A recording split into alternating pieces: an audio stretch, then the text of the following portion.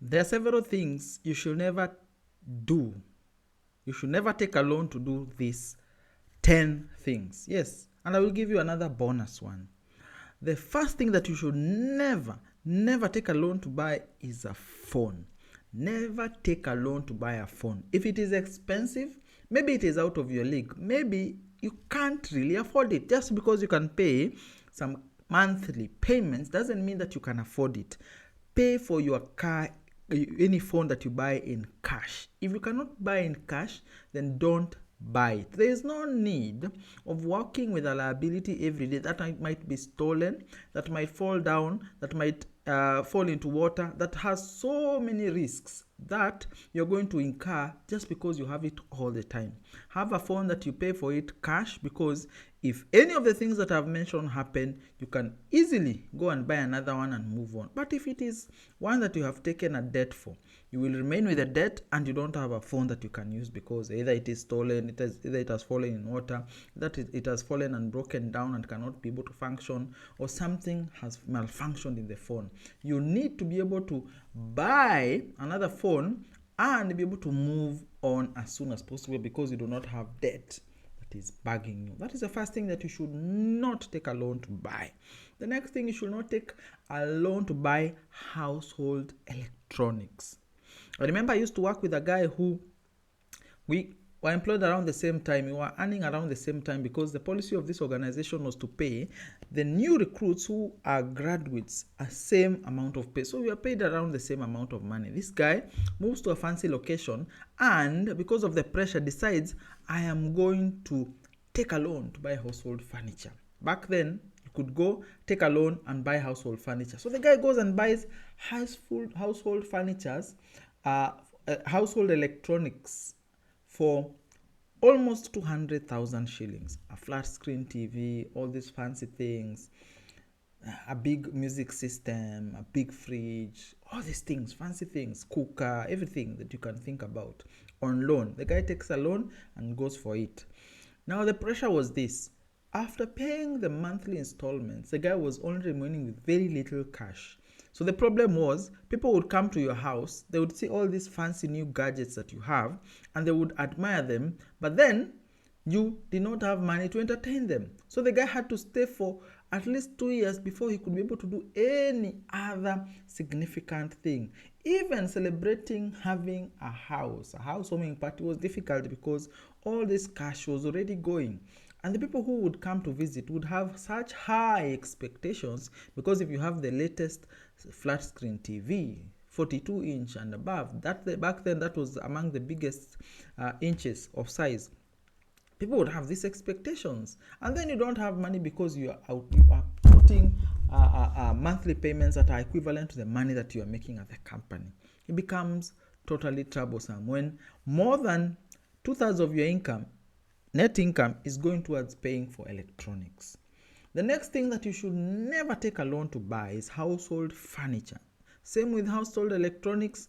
You don't need to take a loan to take household furniture. Just stay with the plastic chairs that you have until you have enough cash to be able to pay for these gadgets. In fact, if you can even get a fundi, you can get somebody who makes the furniture and be able to pay slowly by slowly until one day you are able to pay fully for the furniture that you already have. Never take a loan to buy furniture, because when you take a loan, the problem with most people is they take a loan based on how much they can be able to pay in terms of monthly installments, and not how much they can really afford. Furniture, like electronics, is one of the most depreciating items that you can ever have, because once you buy furniture, it may cost 50,000, but just because it has left where you bought it just 2 days, and the value has gone down by half. So you can only sell the furniture that you bought for 50,000 at 25,000. You have lost 50% of the value within 2 days. So why are you losing value? And then the problem is you've taken a loan for something that will lose value instantly. My rule of thumb has always been, if you're going to take a loan, take at least a loan of something that will hold value, so that if worst case scenario comes and you have to sell off the item, it will pay for its loan. But if the item that you are buying will not pay for its own loan 1 month down the line, then that is something that you never have bought in the first place. The next thing is holiday packages. Just because your friends are going on holiday, posting pictures on Instagram of how they went to Bahamas, how they went to Seychelles, how they went to Dubai, how they enjoy themselves on a holiday, doesn't mean that you now need to keep up with them. Taking loans to go on holidays, you will enjoy for a week and suffer for a year. It does not make sense. If you do not pay outright cash for your holiday, then don't do it. Have a staycation, go somewhere, a fancy home in your town, and enjoy a holiday with your family in that town, and go back home safe and sound. I remember there was a time we were looking to save on money. That time with my wife, we didn't have children yet, so we went for this holiday, but we were categorical. We didn't have a lot of money, but we wanted to go on a holiday. So we did several things that would be able to enable us to cut our costs significantly. We realized most people go on holidays in December, or when there is public holidays for schools. So that is August, April, and December. That is high season for Kenyan tourists. But majority of people don't go for holidays in January. In fact, most hotels, actually close down shop in January for maintenance. Why? There are no people around. So we took a holiday in January. So one, the hotels were extremely cheap. The flights were extremely cheap. We could go there. First, the accommodation and transport is cheap. Then the next thing was we were not eating from the hall, so we didn't do full board. Our idea was we have come, but not to come and eat hotel food. We did not pay for a hotel to come and eat hotel food. So we only had breakfast, but the rest would go around and eat around. You will be so surprised at how eating in local eateries will save you so much money on a holiday. We were able to eat. We were able to do, even we left some money behind to buy some other items as souvenirs to go back home with. People who are on a budget. We didn't take any loan. We did not have to take any loan. And we even bought some things that we would otherwise not have bought. Why? Careful planning. Never take a loan to go on a holiday just because everyone is going on a holiday. It will pain you for a whole year if not to. Never take a loan to go on a holiday. Those Instagram photos are not worth the pain for years. Then the next thing, never take a loan on a fast car. And not what I've said, fast car. Why? Most people who buy their fast cars outbuy what they can actually afford. And affording here, remember I've said, is not what you can pay on a monthly for a payment for a loan that you took. It is all the costs put together. A fast car will be the first shocks that you will have, that people actually pay for fuel, people pay for insurance, people pay for repairs, and all so many costs that come by having that one car. The best advice I can give you, if it is your first car, pay it cash. Why? This will limit you from buying more than you can afford. It will actually allow you to be able to meet these other expenses that are associated with a car without having to break the bank. So your budget will not significantly alter just by adding a car because you don't have the monthly payment. The other thing is car loans are among the most expensive loans that you can acquire. This is because the people who give loans for cars are aware that majority of people, especially Kenyan drivers, are poor drivers who are a bit reckless. And if it is your first car, you do not have a lot of experience driving cars. So it is a risk on their end. And what they do is, if the risk is high, they better ask for a high return. So when the interest rate for normal loans are 12%, the car loans will always be more, 16% and above. Why? The additional risk of having an asset that is moving, that can easily be damaged, stolen, broken into, and fire can actually affect it. So the loans are very expensive. So among all other things, don't take a loan for a fast car. Then the next thing, never take a loan for clothes and bags, especially designer clothes and bags and shoes. Never, ever, ever take a loan just because you want to have a designer clothes. If you cannot pay cash for it, buy second hand. This is because these cars, these shoes and clothes, especially designer clothes and shoes, are extremely overrated. In fact, there was a study that was done where a store took a brand, the same item, took a brand, removed the label of the brand, and sold the item at 20%, at 80% less. So the cost was 80% less than what was labeled. So people ended up buying the label even though the product was the same, the quality was the same, just because one had a mark of a brand and the other did not have. So people pay for more than 200% just because of a label. Just because it is written this label, it is going to be triple the cost. Why? Don't buy label clothes. Don't take a loan to buy these things. This is because even if you are going to resell it, you could not resell it at the same price. The only thing that I have seen in terms of item of clothing that has appreciated is an expensive, very limited edition pieces of watches. Watches can actually appreciate if they are limited edition, very rare, and that edition cannot be made anymore. So if there are 50 around the world, you have one of them, it is in good condition, it is most likely going to appreciate. That is why sometimes people who have a lot of money or people who are drug dealers keep their money in form of jewelry. Choice watches and clocks that are very expensive and one of a kind, and if they have to run away from the law, whatever they are putting on themselves can be able to allow them to start over life in a new place. So watches that are very rare are the only items of clothing that will appreciate in value. The rest will depreciate extremely fast. And if you have taken a loan for them, and remember I say don't buy things that are going to depreciate in value and cannot be sold and pay off the loan that you already have. The other thing is never take a loan for food and bills. Never take a loan for recurrent expenditures. Never ever do that. Why? This is because you are digging a hole to bury a hole and the hole is still there because you will still be hungry. Doesn't mean that when you take a loan to buy food, you will stop being full. It's not like any other item that you might buy and not need to buy again. Once you take a loan for food, you will take a loan for food, take a loan for food, take a loan for food. People who are employed and take advances on their loans or take loans from their banks in advance because they need to meet recurrent expenditures in food and bills, end up doing that continuously. And remember, it is not like a penny versus a penny, because one penny has interest, another one has not.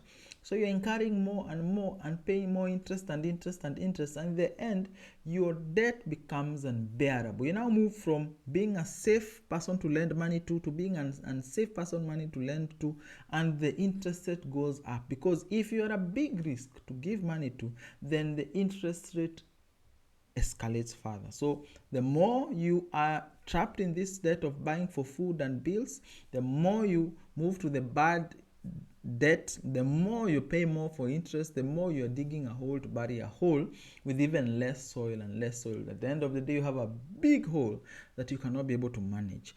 If you are in that position, you're probably living beyond your means.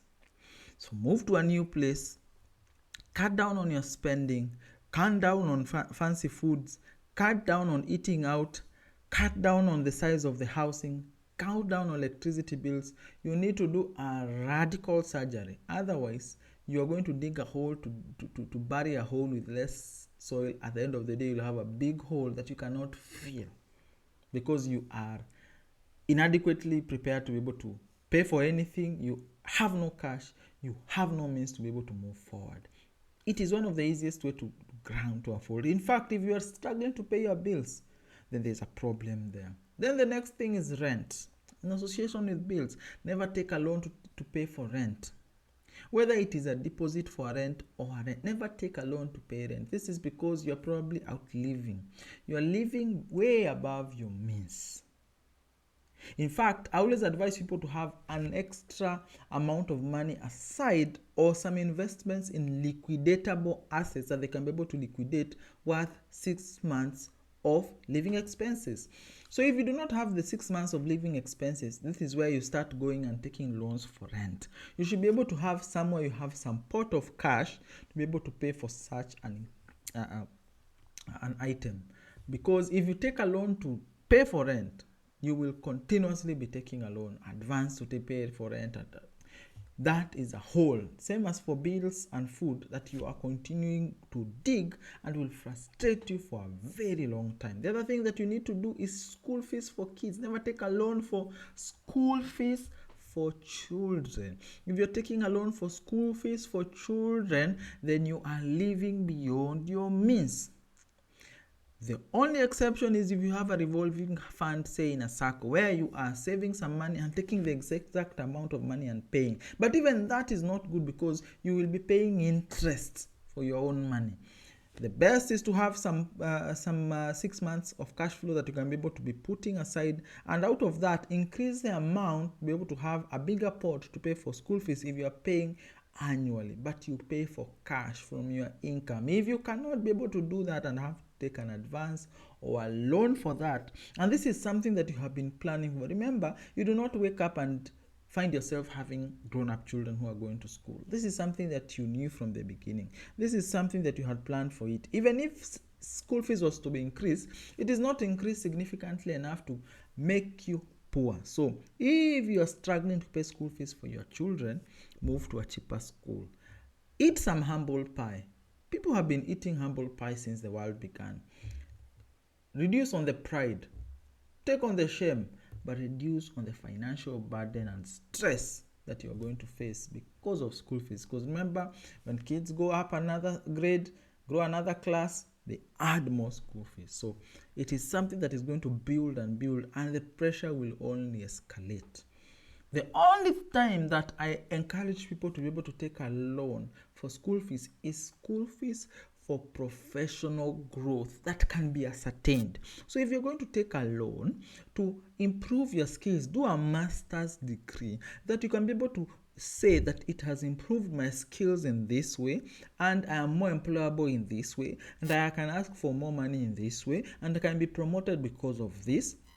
If you can be able to ascertain for this, then for sure makes a lot of financial sense, because remember, investment in self professional skills is one of the ways that you can be able to improve the income potential for the future. But this other one for school fees for children doesn't make sense.